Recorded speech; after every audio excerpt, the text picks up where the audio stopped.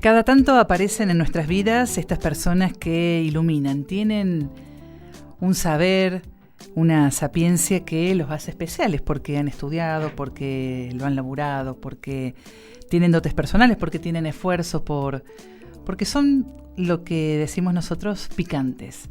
Son en este caso un cordobés picante que está con nosotros y que queremos resaltar, y con él queremos charlar mucho sobre estos nuevos modelos de familia y lo que nos ha atravesado como sociedad, ¿no? Que nos interpela y que nos hace pensar casi a cada rato si lo que estamos haciendo como padres, como hijos, como hermanos, como miembros de esta comunidad está bien o no tanto. Gabriel Tabib está con nosotros. Gabriel Eugenio, ¿cómo andás, Gabriel? Muy bien, Laura, muchas gracias. Juez de familia, profesor de la Cátedra de Derecho de Familia de la Nacional, de Derecho Privado 1, mucha actividad académica. Mucha. Apenas me recibí de abogado, entré a la universidad porque era algo que realmente me gustaba, y durante los últimos 24 años he estado en la Universidad Nacional de Córdoba, en la universidad pública, más allá de que también durante muchos años fui docente de posgrados en muchas otras universidades. Ahora, en el aula debe pasar casi lo mismo que pasa en las audiencias, ¿no? ¿Ves con el correr de los años cómo fueron cambiando todos los modelos de familia? Sí. Uno va viendo nuevas realidades en las familias, en las y los alumnos y alumnas que tenemos nosotros frente a nosotros. Hemos tenido tiempos distintos, desde el 99 que yo estoy a cargo de cursos, y realmente no es lo mismo. No era lo mismo cuando yo cursaba, cuando empecé a ser docente, cuando pasaron los tiempos y cuando todos estos nuevos modelos que en realidad, más que hablar de nuevos modelos familiares, podemos hablar de nuevos reconocimientos de distintas formas familiares, porque esos modelos muchas veces estuvieron presentes. Lo que pasa que como sociedad organizada a través de leyes, no los reconocíamos como tales. Sí, pero tampoco se hablaban, ¿no?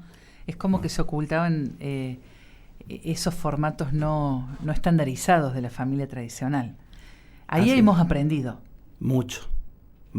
Creo que ha sido un gran crecimiento para todas y todos en nuestra sociedad, que hemos podido internalizar distintas formas de formar un grupo familiar, distintas formas de amarse, distintas formas de criar, de distintas formas de hacer lo que realmente nos hace bien, nos hace felices. ¿Y por qué crees que aprendimos, ¿no? Porque bueno, eso parece un logro colectivo importante, es un logro colectivo importante, pero fue a fuerza de generaciones que la pasaron mal, fue porque el Estado intervino y puso orden y legisló en algunas cosas, fue porque maduramos. ¿Por qué pasó eso? Creo que es un combo de varias cuestiones. Una querida maestra mía, Aida Kemalmajer de Carlucci, ella dice el valor formativo y de cambio que tienen a veces las leyes. Y yo tengo un ejemplo. Me acuerdo cuando fue el debate en el 2010 de la ley de matrimonio, que se llamó matrimonio igualitario. A mí no me gusta llamarle matrimonio igualitario, me parece que fue un buen eslogan para sumar adherencias a esa forma matrimonial. Yo creo que es otra forma matrimonial, no hacía falta ponerle igualitario, pero vino bien. Yo estaba, cuando se debatió la ley, estábamos con Gabriela, mi esposa, y mi hijo en el exterior, estábamos de vacaciones. Y escuchábamos, en ese momento todavía no había wifi tan fácil, escuchábamos el debate y lo que estaba pasando a través de internet a la madrugada del lugar donde estábamos nosotros. Y finalmente sale aprobada. Yo vuelvo, eran las vacaciones de julio, voy a tomar exámenes a la facultad. Y salgo de la facultad y veo caminando por una calle céntrica a dos varones jóvenes de la mano. Y en un momento paran y se dan un beso. Yo dije, esto es la ley. Yo hasta ahí, a plena luz del día, no habíamos visto esa posibilidad de mostrar ese afecto, ese cariño, ese amor que se tenían dos personas que lo profesaban seguramente en distintos lugares, pero nunca a la luz del día. En la calle al menos yo no lo había visto en las calles de Córdoba. Yo dije, esto es el valor de una ley también, no solamente de crear derechos, sino también de ver que cuando la ley lo regula, debe ser aceptado por la sociedad. Entonces es un intercambio, una interacción entre nosotros que vamos aprendiendo a aceptar otras formas que no son las nuestras, el mundo que fue cambiando, los colectivos que fueron luchando para que sean reconocidos sus derechos, y una sociedad más tolerante y una vocación desde la política de decir, nosotros a esto lo vamos a reconocer y le vamos a dar derechos. Cuando vos decís una sociedad más tolerante, ¿significa que ya es una sociedad que acepta todo, no se asombra, no resiste a ciertos formatos de familia, o encontrás resistencias en algunos sectores frente a algo? No, sí, hay como en todo. No siempre todos aceptan todo. Algunos lo aceptan a regañadientes porque no pueden negarse que existen leyes que lo reconocen. Otros realmente lo siguen combatiendo. Yo creo que la mayoría realmente hemos aprendido a ser más tolerantes, a ver que lo que nosotros elegimos para nuestra vida, para nuestra confesión, para nuestra interioridad, no es lo que todos tienen que... Pero no, yo creo que es un camino que todavía tenemos que recorrer. Y no creo que todo... Primero hay cuestiones todavía, hay debates que no se han dado y a lo mejor no se dan nunca. ¿Por ejemplo? Por ejemplo, un debate que no se ha dado y del que yo no tengo un posicionamiento, las parejas formadas por dos personas que tengan un reconocimiento legal. Una pareja de dos hombres y una mujer, dos mujeres y un hombre, o tres mujeres o tres hombres. Las multiparentalidades. Más que parentalidades serían multipareja. Multipareja. Porque la multiparentalidad ya empezó a tener reconocimiento a través de algunos fallos de la justicia. En casos muy puntuales, en casos específicos, pero que también implicaron ver algo que el propio código del 2015, que es muy moderno, que no había visto. Es más, le puso un freno el código a eso, porque cuando habla de cuántos referentes parentales podemos tener, el máximo es el binarismo, 2. 1 o 2, digamos. Y empezaron a emerger situaciones en donde aparece una palabrita que a lo mejor para varios les cuesta todavía, porque a nosotros los juristas también nos cuesta entenderlo, que es la socioafectividad. Muchas veces hay un tercero o una tercera que también, sin tener ni un vínculo biológico, ni un vínculo adoptivo, ni un vínculo de ninguno de los tipos que teníamos origen, aparece cuidando, criando y siendo un referente parental más. Acá en Córdoba hubo un fallo el año pasado, creo que fue, sí, a principio de mi querida colega, la doctora Julia Rossi, en donde se reconoció una triple filiación, que le llamamos, justamente basado en la socioafectividad. Hay unos 5 o 6... Sería el padre del corazón, como se le dice, Un padre, ¿no?, del corazón. Ese es un caso muy, muy interesante y muy lindo, lindo en la manera que puede llegar a ser algunas cuestiones que tienen atrás. ¿Por qué la justicia tiene que legislar ahí? Y porque como, más que legislar, resolver, porque como yo tengo un límite de 2 progenitores, si se incorpora un tercero, tiene que venir la justicia a decir, primero, en este caso especial, decir que la norma que dice que el máximo son 2 es inconstitucional, para ese caso. Para ese caso. Entonces la jueza lo declaró, el primero fue de otra jueza muy querida, que es en Tucumán, Mariana Rey Galindo, que fue la primera que se atrevió a romper el binarismo después de la sanción del código. Entonces, aparecen realidades y uno no puede decir hasta cuándo van a seguir apareciendo realidades, porque la vida misma es inabarcable. De los casos y escuchas, ¿no? que a diario te tocan protagonizar. ¿Por qué dirías que hoy está más asignada la problemática de la familia argentina? ¿Es cuestión económica, es cuestión afectiva, es por la violencia? ¿Qué hay ahí en ese combo de familias que llegan a la justicia? Yo creo que también el Código Civil Comercial del 2015 importó un reacomodamiento de una serie de cuestiones. Muchas cuestiones. Al decir, por ejemplo, poner una igualdad muy profunda entre ambos progenitores, sean dos padres, dos madres, un padre y una madre, nos cambia el foco desde el que pensábamos que siempre las cuidadoras tenían que ser principalmente las mujeres y no tanto los varones. Este es un mandato para los dos. Para el hombre, padre, que ha tenido un hijo con una mujer y que le dice, che, vos no sos un padre visitador de fin de semana o lo que se llamaba a veces padre McDonald's. Vos sos un padre cuidador. Los tiempos que está bajo tu responsabilidad son de cuidados, y si vos ese día tenés un trabajo para hacer, vos vas a tener que buscar quien te reemplace en el cuidado como si vivieras con ese hijo. Y lo mismo para las mamás, que en algunas ocasiones les cuesta a algunas personas dejar ese rol de cuidador o de cuidadora primordial. Entonces, eso nos ha llevado a un reacomodamiento que trae todavía una serie de complicaciones. ¿Por resistencia de la madre o por resistencia del padre? Las dos cosas. Las dos cosas, a veces en un enfrentamiento muy profundo.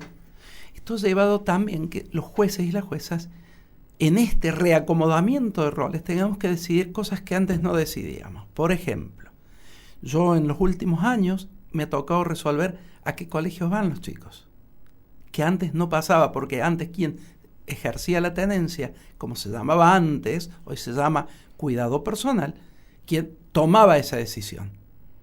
Tenía una decisión prioritaria. Hoy es compartido. Es compartida esa decisión.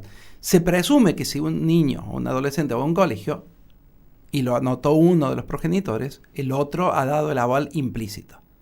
Pero lo que vemos, que ahora yo me ha tocado por lo menos en los últimos 5 años 2 o 3 casos a principio de años en el que resuelvo esto que antes no parecía en la resolución de los tribunales.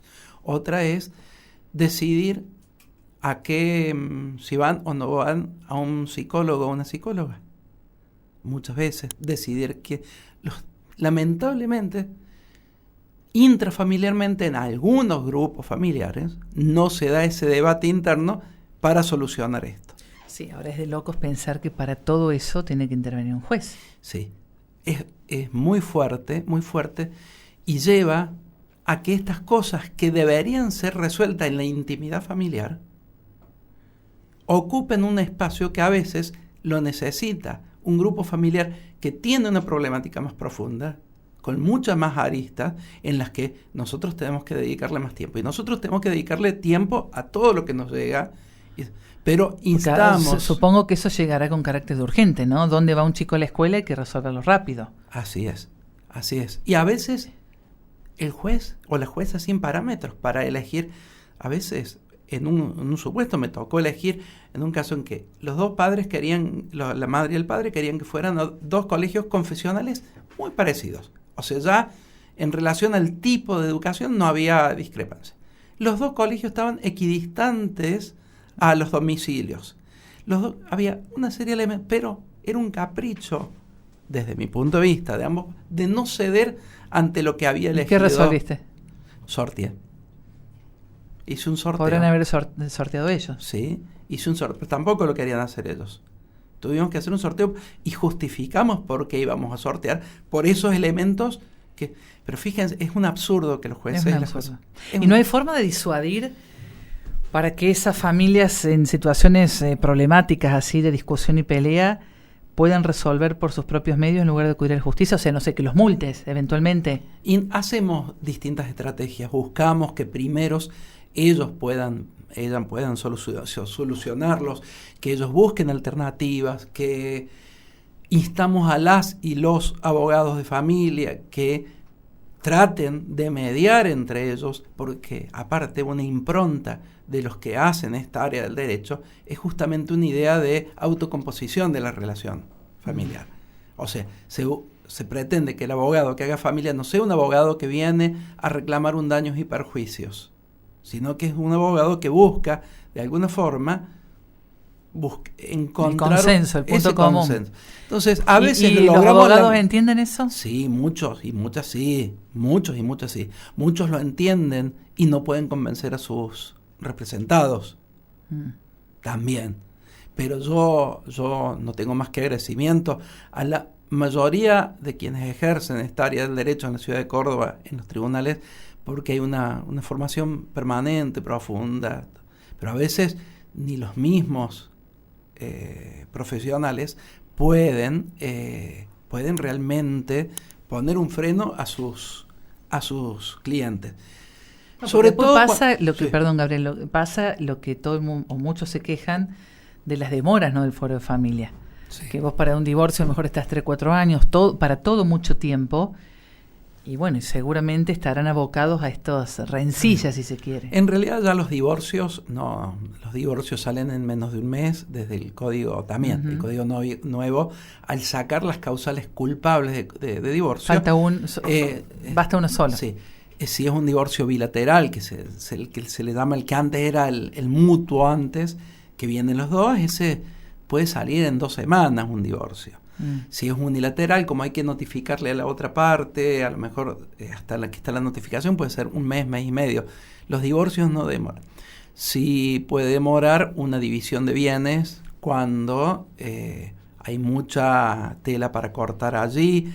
Puede demorar un proceso en donde se está pidiendo el cambio de la residencia principal de los hijos, cuando también hay que hacer pericias, pero tratamos de que ciertas cuestiones salgan de manera...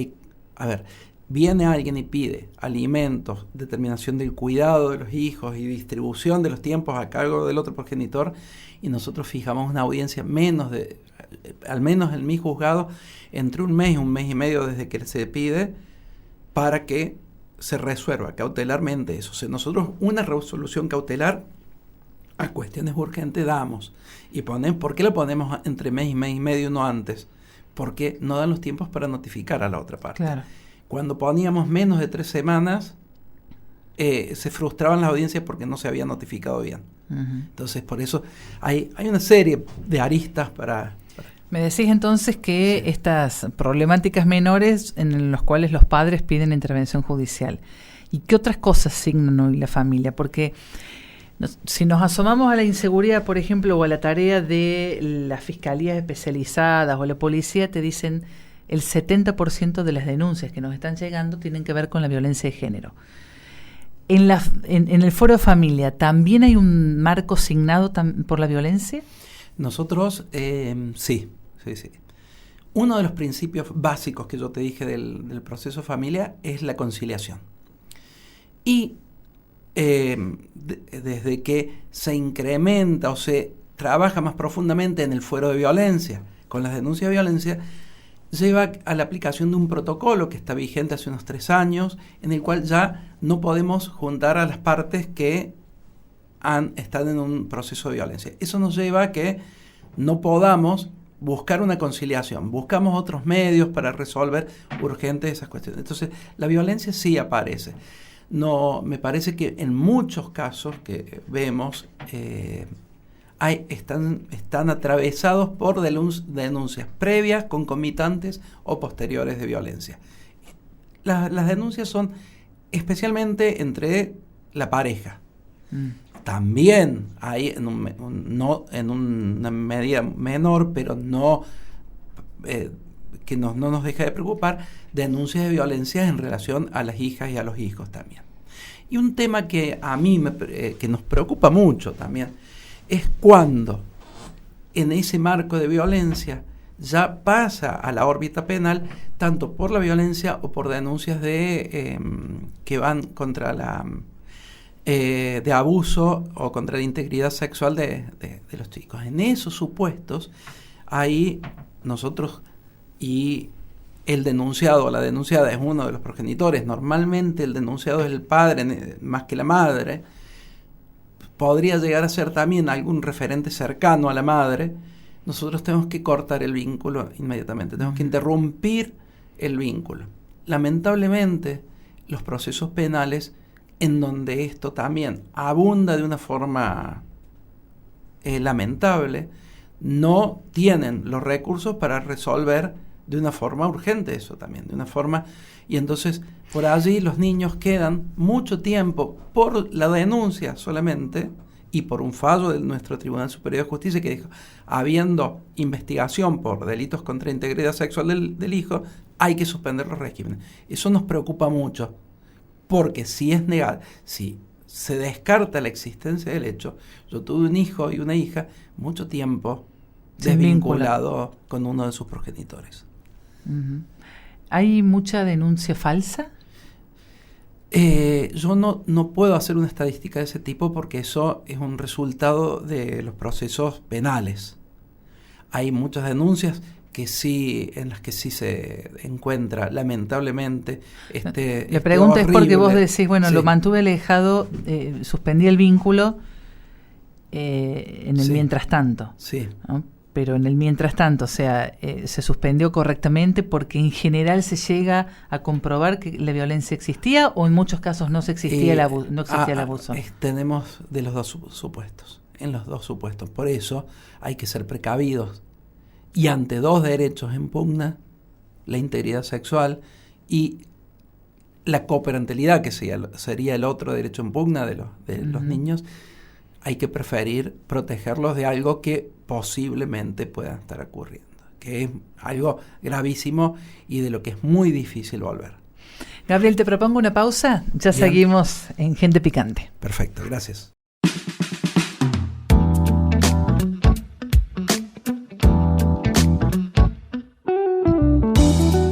Retomamos aquí este ciclo de Gente Picante. Estamos hablando con Gabriel Eugenio Tabib, juez de familia aquí en Córdoba Capital. Y me quedé enganchada con la cantidad de expedientes y el trabajo cotidiano, ¿no? Uno tiende a pensar que, como pasa en muchos fueros, está todo desbordado. ¿Qué cantidad de expedientes maneja un juez de familia? Y nosotros en los juzgados de Córdoba tenemos un promedio entre 12 y 14.000 expedientes que están, podríamos decirle, en trámite. Lo que pasa es que sería imposible pensar que todo eso se mueven cada día. Hay algunos en los cuales los hemos terminado, ha sido un divorcio, un acuerdo en que las partes, una resolución que hemos tomado y que queda ahí a la expectativa de que pueda pasar algo, pero sí hay algunos que tienen mucho movimiento. Nosotros en los juzgados de familia, desde que está el sistema de administración de causas informático, en el cual ya no van los abogados al juzgado a presentar con papel las cosas, sino que lo hacen a través del sistema, tienen un cupo de 100 expedientes de 100 operaciones para realizar por día, o sea, 100 pedidos diarios. Uh-huh. Entre ellos, de esos 100, desde que esto se instaló, nosotros siempre lo hemos cubierto. Todos los días entran más de 100 y quedan algunos a la espera. Más algunos trámites internos, que tenemos unos 50 más. Yo al día firmo como escritos de trámites de expedientes con distintas cosas, resoluciones fuertes, resoluciones medianas y resoluciones más nimias, por decirlo de una forma, unos 70, 80 me toca firmar a mí, más 4 o 5 audiencias por día, de las cuales muchas veces escuchamos en ese marco esas audiencias a niños y a niñas, a los dos progenitores, a los abogados. Ese es un promedio que tenemos todos los juzgados. ¿Qué otra cuestión? Bueno, también sacamos sentencias y sacamos autos cada semana. Más o menos tenemos un promedio de cada juez, de las juezas y yo, porque son todas juezas, las otras 7 y yo, entre 30 fallos y sentencias por semana. Y el denominador que más se repite, ¿qué es? La obstrucción de contacto, la plata que no deposita uno u el otro, la cuota que no se actualiza. ¿A qué van a la justicia? Sí, esos son dos tópicos presentes cada día. Primero, determinar cada una de esas cosas cuando no está determinado, cuando la pareja recién se rompe o cuando ha pasado algo que hace que vengan a pedir que se fije la cuota y se fije cómo van a cuidar a los hijos. Eso primero. Cada día tenemos 2 audiencias para determinar eso, al menos.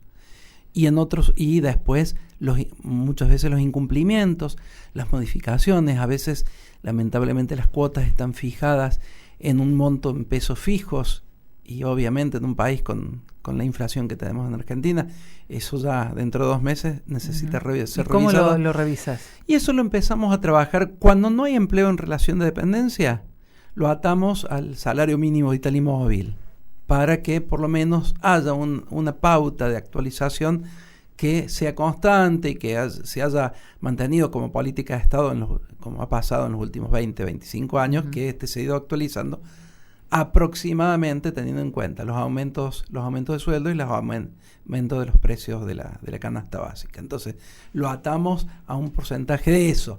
Otras veces, si yo tengo un empleo en relación de dependencia, es más fácil, y a veces usamos el doble parámetro.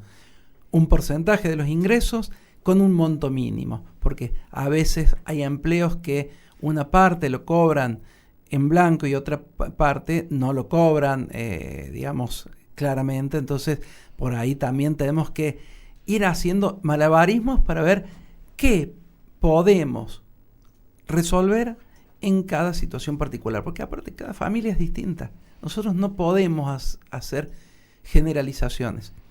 El Código Civil y Comercial, en el artículo 1, dice que hay que ir viendo caso por caso. Aida Kemelmacher la traigo de vuelta, ella dice, este es un código del caso a caso. Ya no podemos hacer esto, se aplica de igual manera a todos. Porque cada lo que familia pasa es que en el volumen es un gran desafío, ¿no? Porque en el caso a caso, sí, o no llegás a revisar exhaustivamente caso por caso o no avanzás. Pero debemos intentarlo. Esa es nuestra función, los que queremos ejercer esta función que hemos elegido, porque los que elegimos esto es por una elección de vocación muy profunda. Vos cuando al principio decías una serie de cualidades los que venían acá, yo creo que la cualidad más grande que uno tiene que tener para esto es la vocación y el compromiso. ¿Siempre te pensaste como juez de familia? ¿Cómo llegaste ahí? Bueno, vos sabés, porque nos conocemos hace mucho tiempo, que yo antes de ser abogado fui comunicador social, fui periodista. Un momento de crisis en el país en el que no conseguía trabajo, dije, voy a empezar a estudiar abogacía. Y el primer día de clase yo dije, yo me voy a dedicar al derecho de la familia. ¿Cuántos años tenías ahí? Ahí tenía 26 años cuando entré, fue mi segunda carrera, año 90, en 25 tenía. ¿Y habías cursado comunicación? Había terminado comunicación 4 años antes, yo entré en comunicación en la escuelita de Ciencias de la Información en el 82, había terminado en el 86 y esta carrera la empecé después de la gran crisis del 89. Uno de los pocos jueces comunicadores sociales, debe ser. No sé, creo que en Córdoba no sé si hay otro, u otra. Había la jueza Vigilanti de Carlos Paz de Altagracia, creo que había ejercido el periodismo, pero no había estudiado. Uh-huh. Y ahí el primer día dije, yo quiero ser abogado que haga cosas de familia. ¿Por qué? Me gustaba la temática, a mí lo patrimonial puro y duro no era lo que más me llamaba. El derecho penal, si bien me resultaba atractivo desde el estudio, no me resultaba viable para el ejercicio de la profesión. Y esto sí, no sé, quizá uno tiene historias personales profundas que lo marcan a las elecciones. Quizá algunas de las cosas que a mí me habían pasado en la vida me habían llevado a elegir esta área. Y siempre quise hacer esto. Y cuando ya lo hice, entré a la cátedra y al poco tiempo dije, y qué bueno estaría ver algún momento probar, y empecé a estudiar durante muchos años hasta que se llamó a concurso y por suerte me fue muy bien en el concurso, en el primero que rendí, y pude entrar a este cargo. Y esas búsquedas motivadas por lo personal, ¿encontraron puerto? ¿Sanaron? Sí, totalmente. Yo no soy de las personas que dice, yo haría todo igual en la vida. No, yo creo que me parece una necedad pensar que uno ha hecho todo bien o todo mal. Yo creo, pero sí estoy conforme con las elecciones que tomé. ¿Y qué harías distinto? ¿Te hubiera saltado el periodismo, por ejemplo? No, de ninguna manera. Sí, pero hay cosas puntuales en la vida que uno fue haciendo. Y hoy digo, incluso resoluciones que uno ha tomado como juez, digo, la tomaría igual hoy. Uh-huh. Y posiblemente, con la experiencia, con lo que uno vio después, con lo que puede ser que uno en algún momento diga, reflexione. Digo, a lo mejor hoy hubiera tomado otra decisión, pero con cuestiones puntuales. En las carreras, no. En las carreras no. Por ejemplo, ¿qué? Pregunto, sí. ¿Un juez puede volver sobre sus pasos en sentencias pasadas? No, ¿Podría ser? No podríamos. No podríamos. Sí, pero sí en materia de familia, en que muchas de las cuestiones son siempre revisables. ¿Cómo distribuimos los cuidados de un hijo? Recién ahora son más igualitarios, antes no. Sí, antes no tanto. Bueno, ahí atravesó también una mirada respecto a la igualdad de género, ¿no? El reclamo de que las tareas deben ser más repartidas. Así es, como hablábamos hace un momento.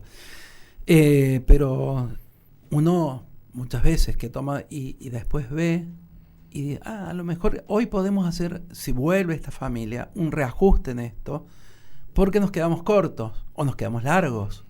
Hay que ir viendo y no hay que ser soberbio en esto, porque también la vida va cambiando cada día y a lo mejor lo que uno decidió hace un tiempo en un contexto, hoy ya el contexto no es el mismo. Uh-huh. Entonces, poder ser flexibles, amoldables a las situaciones. ¿Cómo es tu familia?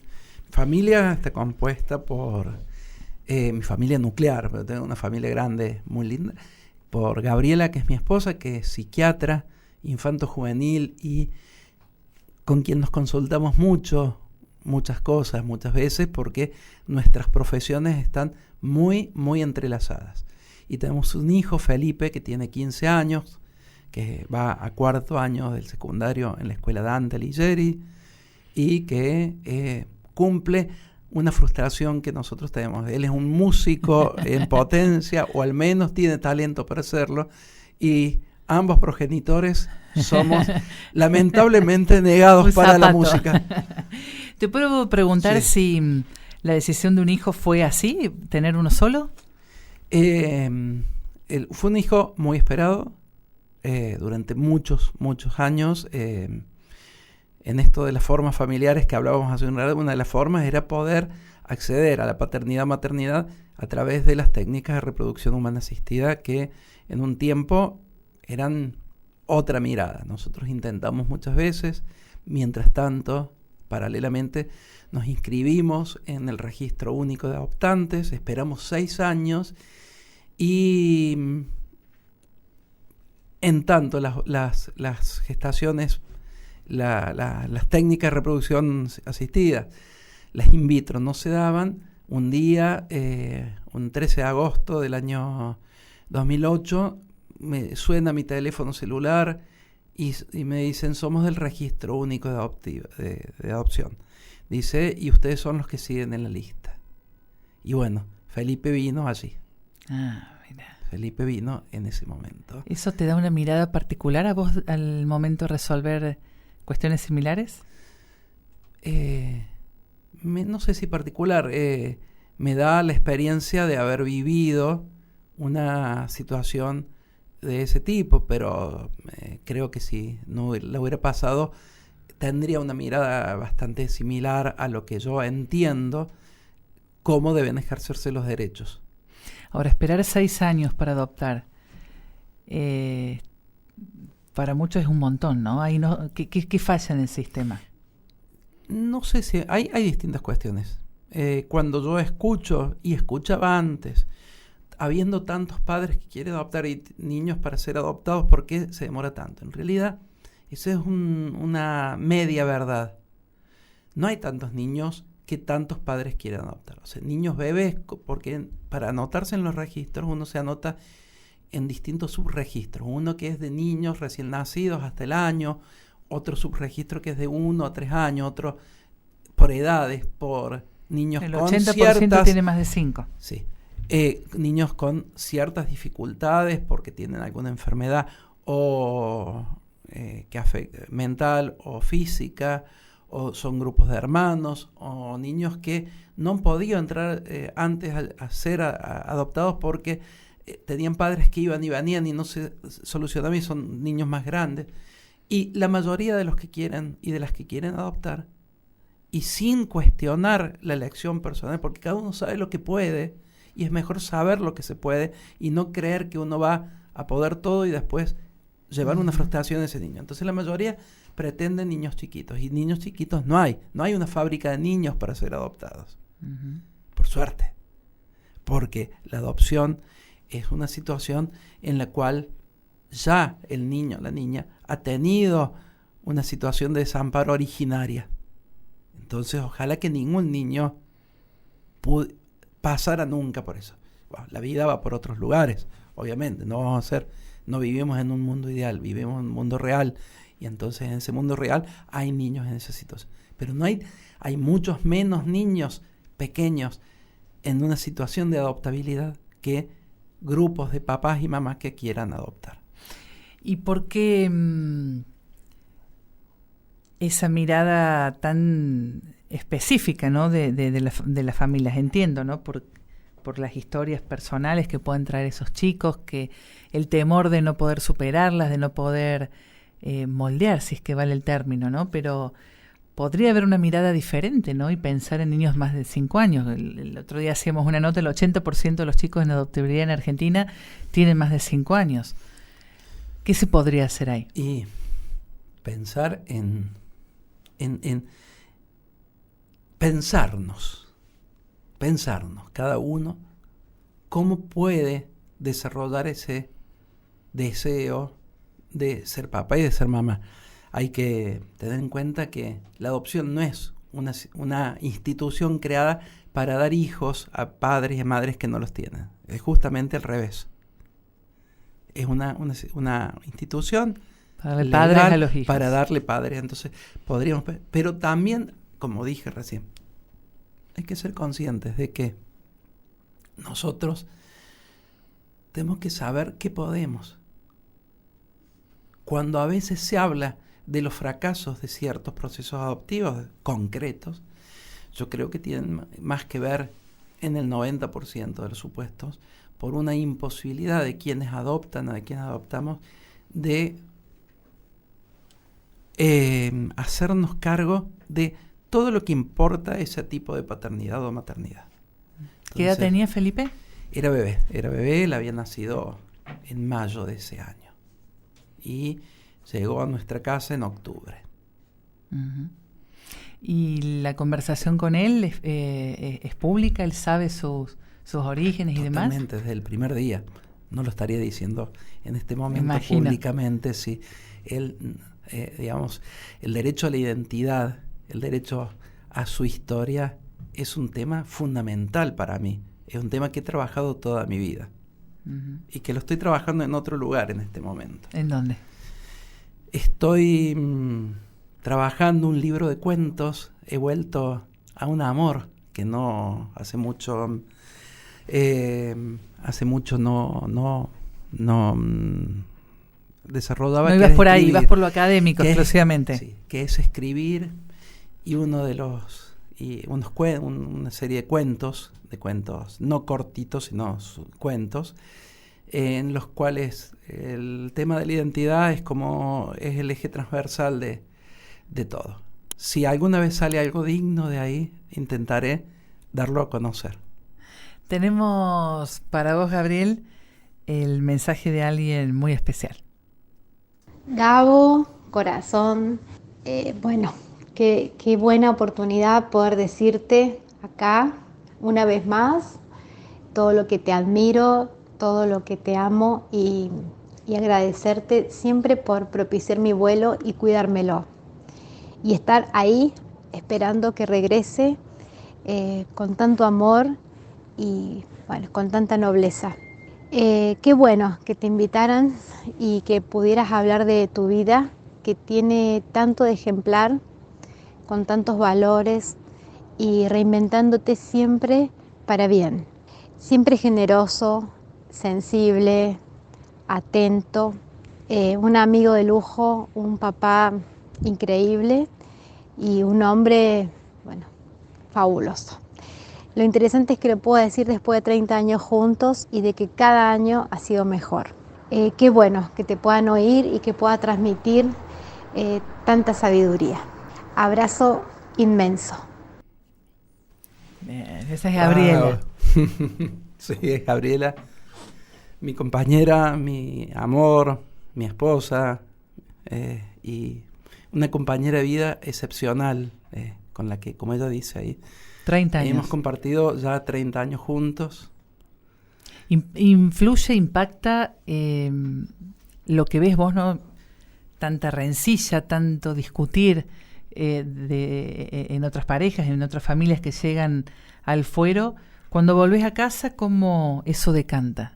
Y los dos tenemos que, por nuestras profesiones, primero, como ella dijo ahí, así como yo le he acompañado mucho en su crecimiento, yo no sería quien soy sin el apoyo de tantos años de ella. También ha sido mutuo. Esto que decimos de la igualdad de roles lo hemos ejercido siempre juntos, los dos, en todo momento y en toda ocasión.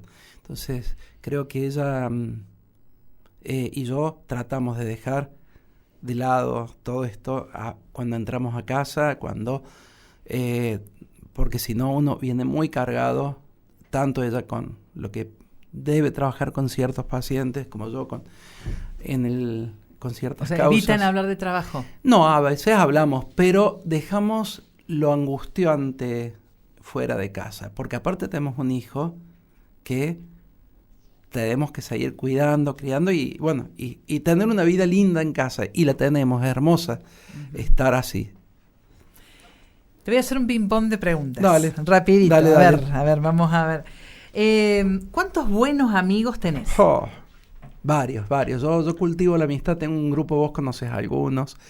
Y sí, tengo un grupo de amigos, los más antiguos, no en tiempo, porque hace solamente 40 años que somos amigos, pero que los más profundos son el grupo de la Escuelita de Ciencia e Información. Mira. Sí, es mi grupo en el que me reconozco, con el que no puedo no estar con mucha frecuencia, pero sí, ese es un grupo. Y a través de la vida laboral, a través de la vida en otros ámbitos, he ido sumando y haciendo otros grupos de amigos. Saben todos ellos y ellas que cuentan conmigo, yo cuento con ellos. Creo que soy un buen cultivador de amistad y de escucha, porque creo que la amistad también es una escucha permanente, de estar, de acordarse, de una noche que alguno o alguna de ellas esté mal, poder salir de tu casa y llevarle algo que le guste para hacer pasar ese momento. Bien. ¿Un fracaso? Fracaso varios, no se puede hablar de la música. ¿Alguien que te gustaría conocer?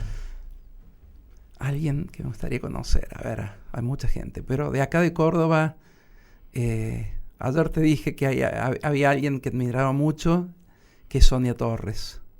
Me conmueve profundamente, una de las cosas que más me conmueve en la vida es la lucha por la recuperación de nietos apropiados.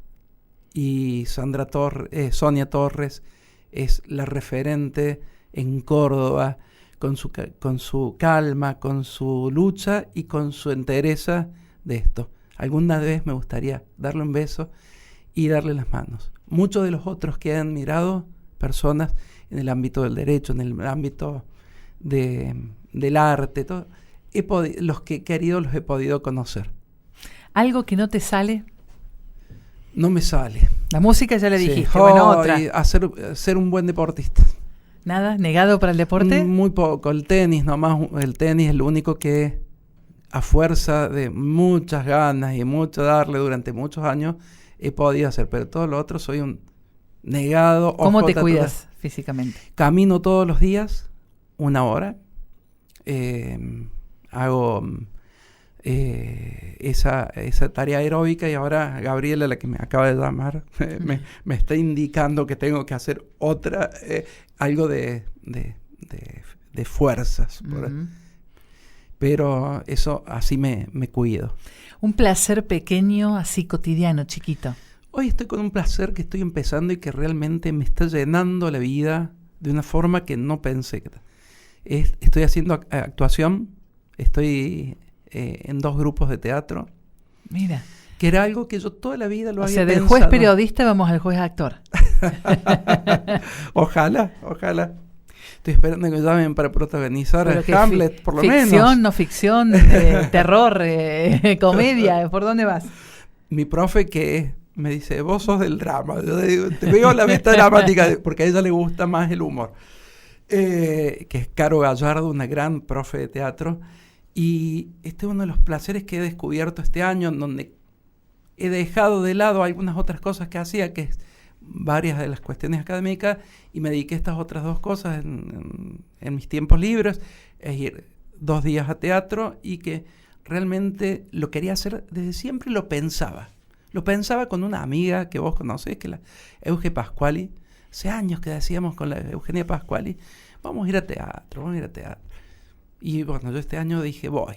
Y me gustó tanto el grupo que me sumé a otro grupo. Hoy por hoy, ese es un placer que realmente me cambia el día.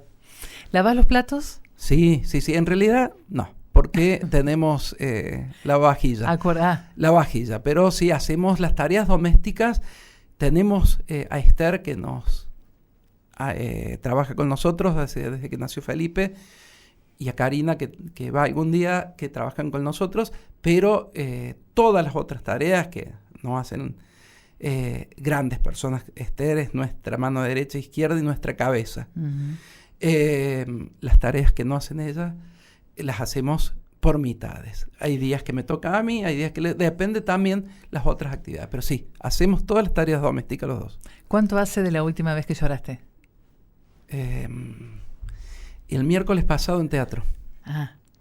En teatro me tocó hacer un personaje mínimo de 3 minutos. ¿Y te salió solo o forzaste? No, tenía que crear el personaje yo y bueno, era un personaje al que habían abandonado y bueno, busqué un par de recursos.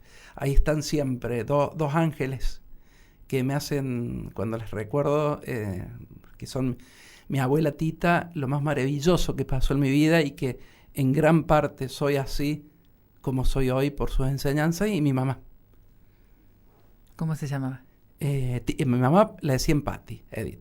Mi papá murió cuando yo nací, así que no lo conocí, pero todas las referencias que tengo de él son muy, muy hermosas. ¿Y tu mamá cuántos años tenías cuando falleció? Fue hace 4 años. Hace 4 años. Te voy a preguntar por una comida de la infancia. Debe venir por ahí, de la abuela y la mamá. Sí, mira. Ellas hacían muy bien, era muy gracioso. Mi papá era hijo de libaneses. Eran 10 hermanos mi papá, él era el último, ya nacido en Argentina. Pero mi abuela y mi mamá, que era de ascendencia italiana, hacían muy bien todas las comidas árabes que seguramente habían aprendido de la familia de mi papá. Y todas esas comidas que hacían ellas de los árabes eran riquísimas. Los niños envueltos que hacía mi madre y mi abuela no los hacía nadie. ¿Mate o café? Casi que ninguno de los dos. ¿Café con leche o té? ¿Tu primer trabajo? Mi primer trabajo daba clases de inglés en mi casa, particulares a los 15 años. Daba a los chicos que iban a la escuela, y ese fue cuenta propista. Y a los 16 tenía que irme de vacaciones y no tenía, nunca sobraba dinero en casa, y unos vecinos habían puesto una fábrica de jugos, de esas naranjitas que son con jugos adentro, y durante 3 meses trabajé llenando naranjitas de jugo de naranja. ¿Un apodo? Gabo, Pablito. ¿Pablito? Ah, sí, mira. ¿Por qué? Empezábamos comunicación, ciencia e información, y el Tincho Siboldi. Sí. Un día dice, che, Pablito, no sé. Dice, no, le digo, no me llamo Pablito, me llamo Gabriel. Ah, pero tenés cara de Pablito. Entonces todos los primeros años de ciencia e información me dijeron Pablito. ¿Cabulero? Sí. Con talleres, por ejemplo. ¿Por ejemplo cuál? Y no puedo verlo por televisión. Ah, no. No, porque me parece que va a perder. ¿O vas a la cancha? A veces he ido, hace muchos que no. O sea, volví ¿vas a la cancha o no vas? Sí, volví a la cancha hace poco con mi hermano. Y después de mucho de no ir, pero sí, escucharlo por radio, sí. Por tele no puedo, porque me da mucho nervio. Me pasa también con los tecnistas que me gustan mucho, o me gustaban en su momento mucho, que también no podía ver los partidos. ¿Tenés tatuaje? No. ¿Te harías uno? Sí. ¿Qué te harías? Un sol. ¿Por? Porque nosotros con Gabriela tenemos como una pared inmensa de soles que fuimos recogiendo en viajes a lo largo de los años, y en el quincho de nuestra casa están todos puestos allí y me gusta el sol. ¿Serías bueno vendiendo un auto usado? No. ¿Juesta VIP no? No, nada. Nada. Soy un desastre vendiendo. ¿Perdonarías una infidelidad? Sí. ¿Sos gruñón? Sí. ¿Cuándo? Cuando no me salen ciertas cosas, cuando no me salen me enojo, sí. Y me irrita, que ya no es ser gruñón, es otra cosa. Irritarse, me irrita la falta de compromiso. Me irrita mucho la falta de compromiso cuando hay personas que deben tenerlo. Si tuvieras que elegir un superpoder, ¿cuál elegirías? El viajar rápido a otra parte del mundo. Teletransportarme, sí, me gusta mucho viajar. Sin pagar pasaje, obvio. Sin pagar pasaje, por supuesto. Tengo una familia que es como si fuera mía, que vive en Barcelona, con las que nos hablamos todos los fines de semana, y que me gustaría, a veces cuando me dicen, estamos comiendo tal cosa, decir, ay, ¿cómo no estará ahí ese superpoder para irme a comer a la clase de la casa de Clara y de Yanis, unos catalanes? Lo extraño. La última, ¿un sueño? Un sueño. Tantos, pero bueno.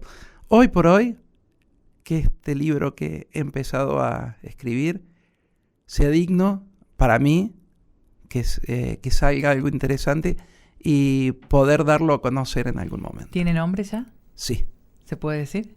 Sí, El pulgar en el espejo. Me gusta. Gabriel Tabib, gracias por haber estado aquí en Gente Picante. No, gracias a vos por invitarme.